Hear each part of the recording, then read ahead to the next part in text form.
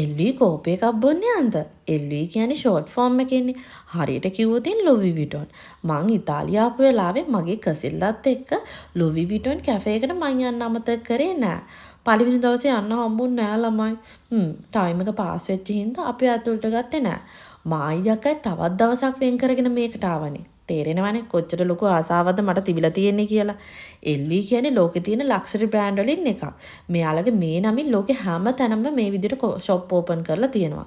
ඉතින් ඉතාලියේ තියෙන්නේ මිලානෝ වල. අහන්න එපා ඕස්ට්‍රේලියාවේ කොහෙද තියෙන්නේ කියලා. ඕස්ට්‍රේලියාවේ තාම නෑ ළමන් ඉස්සරහට එන්න පුළුවන්. මාරම එලිගන්. දකින්න හැම පැත්තෙම හරිම ලස්සනයි. එල්වී කැෆේ එක යහපැත්තෙන් එල්වී ස්ටෝර් එකකුත් තියෙනවා. එකම වහලක් යටින් හැමදේම ගන්න පුළුවන් කියන්නේ හරිම ඊසි නේද ළමයි. පොලිම දිගයි. යනවා නම් උදෙන්ම යන්න. නැත්තම් අවුවේ රොස් වෙන්න වෙන්නේ ඕගොල්ලන්ට. මන් දන්නේ මගේ අක්කගේ වාසනාවට දාන්න ඒගොල්ලෝ අපි දෙන්නව ඉක්මනට ගත්තා. අපිට කලින් 10 දෙනෙක් විතර හිටියා. මං හිතන්නේ ඒගොල්ලෝ එකම ෆැමිලි එකේ කට්ටිය. මොකද ටේබල් එකක් හිස් වෙනකන් ඉන්න එපා. ඒකින්ද ඒගොල්ලෝව ගන්න නැතුව අපිව ගත්තේ.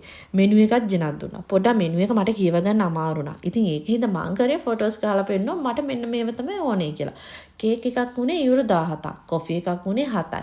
මං හිතුවට වැඩිය ගාන ඇත්තටම මාරම රීසනබල්. මොකද මං හිතන් හිටියේ කේක් එකක් යුරෝ 50ක් විතර වෙනවා කියලා. නැහැ. ෂේප් ඉතින් අපි දෙන්න හොඳටම කෑවා. ගයිස් ඔයගොල්ලෝ මේ දකින්නේ මේගොල්ලෝ තව මාස දෙකකින් මේගොල්ලෝගේ මෙන්න මේ විදිය දේවලුත් එළියට දානවා කියනවා. ඒ කියන්නේ dining table, coffee table, bed, පිගන් කෝප මේ හැමදේමත් ආයෙත් තව මාස දෙකකින් එළියට දානවා කියලා තමයි ඒගොල්ලෝ අපිට කිව්වේ. මේ ඔයගොල්ලෝ දකින්නේ මේ කොටසට විතරයි ළමයි වහින්නේ. අනිත් කිසිම තැනකට වහින්නේ. ඔයගොල්ලන්ට පේනව නේද? මේ තැන විතරයි වතුර තියෙන්නේ. අනිත් කිසිම තැනක් තෙත් වෙලා නැහැ පොළව.